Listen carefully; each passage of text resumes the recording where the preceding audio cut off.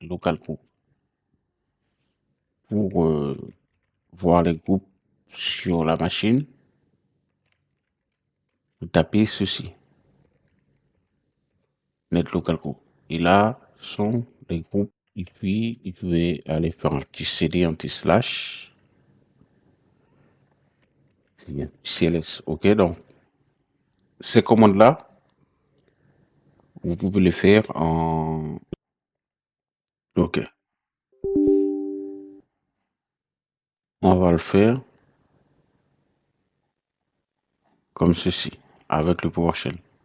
Bon, pour cela, je vais quand même voir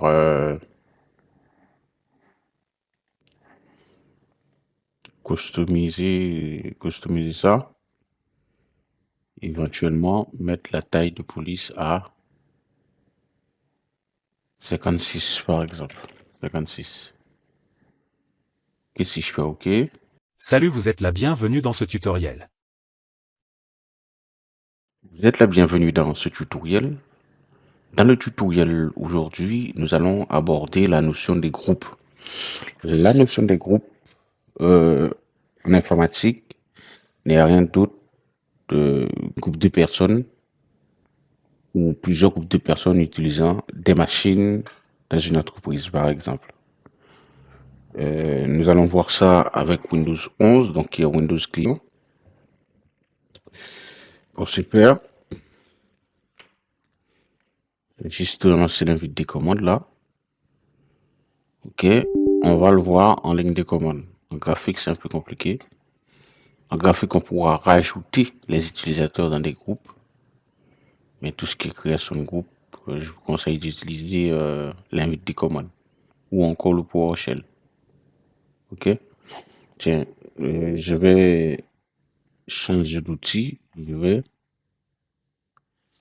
utiliser PowerShell.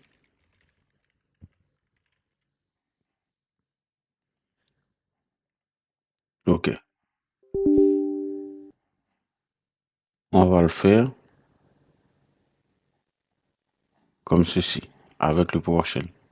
Bon, pour cela, je vais quand même voir customiser ça. Éventuellement, mettre la taille de police à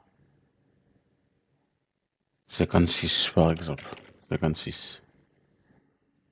Et si je fais OK,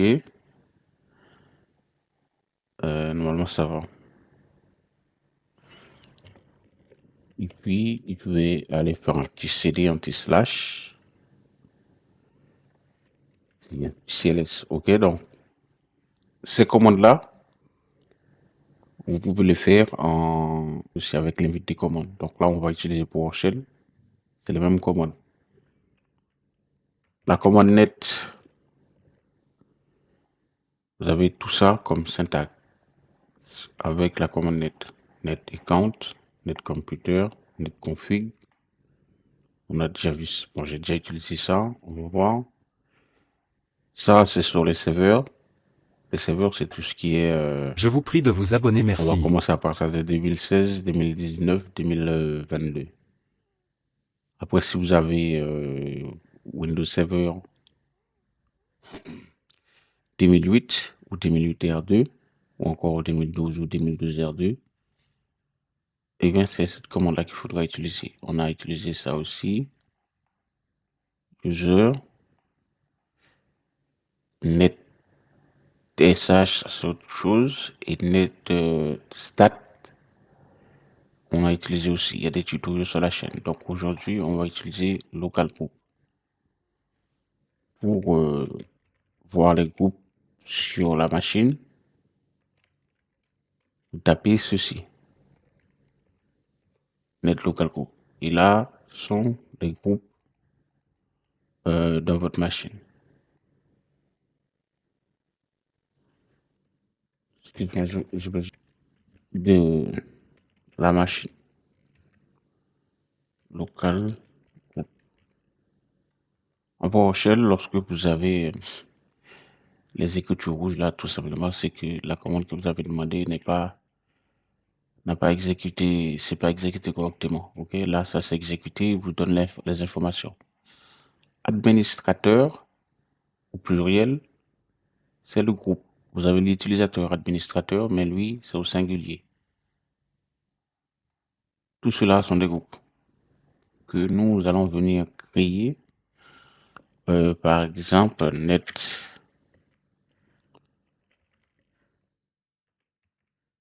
local group.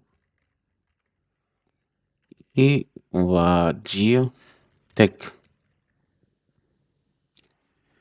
qui va venir se rajouter parmi ces groupes qui sont là. Donc, plus loin, je fais un espace, je mets slash et puis add. Je fais un trait et j'ai la commande s'est terminée correctement. Je viens de créer le groupe tech. Et si je fais un CLS pour venir dire net local group, j'aurai le groupe tech affiché ici.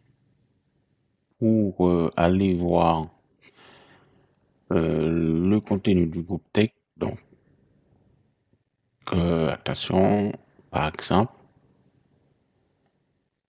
tech est censé avoir les utilisateurs tech, donc les techniciens dans l'entreprise. Et RH est censé avoir les gens qui travaillent dans les ressources humaines de l'entreprise. Et tout ça, en principe, sont dans le cas employé.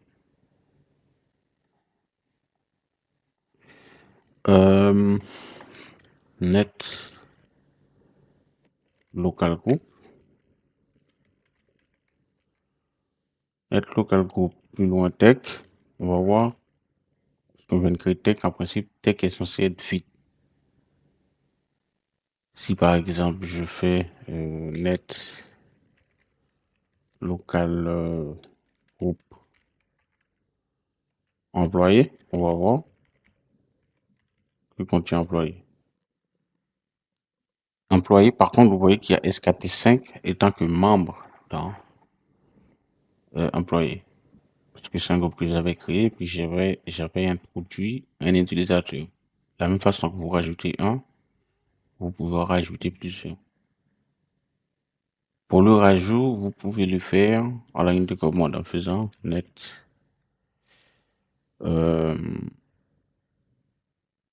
local group.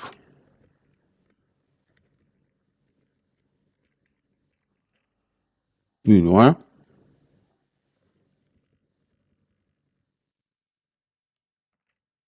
ok, et vous mettez le nom du groupe. Moi, je vais rajouter dans le groupe tech. Tech, plus loin, je vais rajouter l'utilisateur SKT 8 si je l'avais créé normalement. SKT 8. Plus loin, je fais un espace et je mets un add. C'est terminé correctement. Donc là, j'ai rajouté SKT 8, l'utilisateur.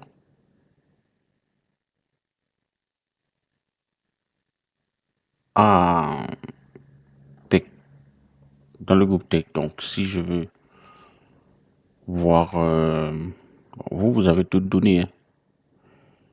Vous pouvez en créer d'autres données. Ça, c'est la démonstration. On fait un net local group tech. On va voir. Maintenant, j'ai SKT 8.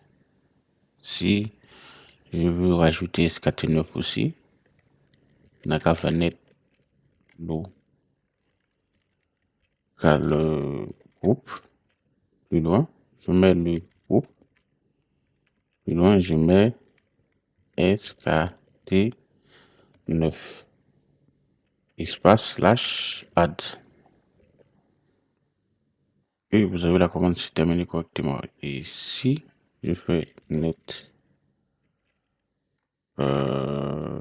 net local group,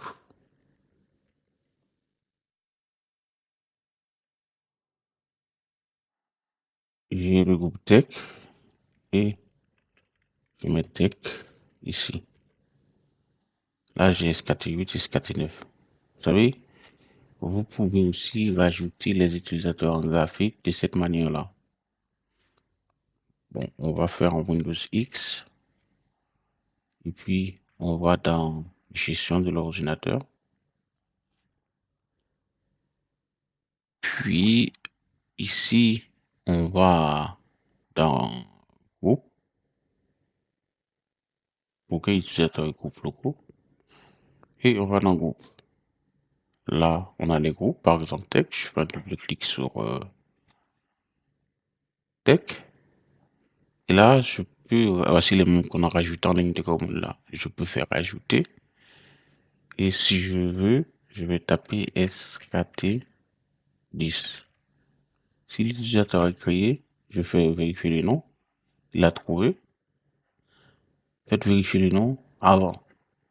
Parce que s'il ne trouve pas, ça sert à rien de faire OK, ça ne va pas valider. Je fais ceci. Et je peux faire appliquer. Aussitôt, vous avez vu que SKT10 est dans la liste, est dans ceci, c'est cela. Et puis, là, on peut faire un tour avec NetPLWiz aussi. NetPLWiz.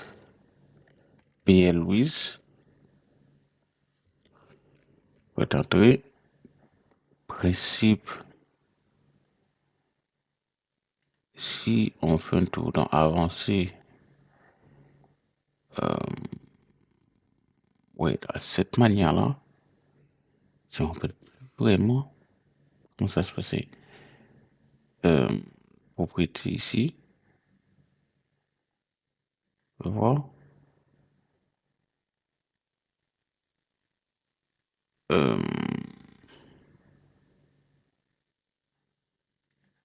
Ça concerne l'utilisateur. D'ailleurs, le tutoriel a pris fin, hein, c'est juste pour plus là. On fait ça, on n'ira pas trop loin. Après, ceci, parce que là, on peut rajouter des utilisateurs. Mais je sais que avec NetPLWiz, j'ai la possibilité de faire un tour dans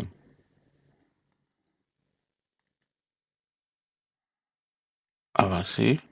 Voilà. Ici, dans les groupes. OK. Donc là, on fait un tour dans le groupe, au pluriel. Voilà, on a les groupes. On peut en supprimer, mais la partie suppression, je ferai un autre tutoriel. Je ne vais pas tout montrer dans ce tutoriel.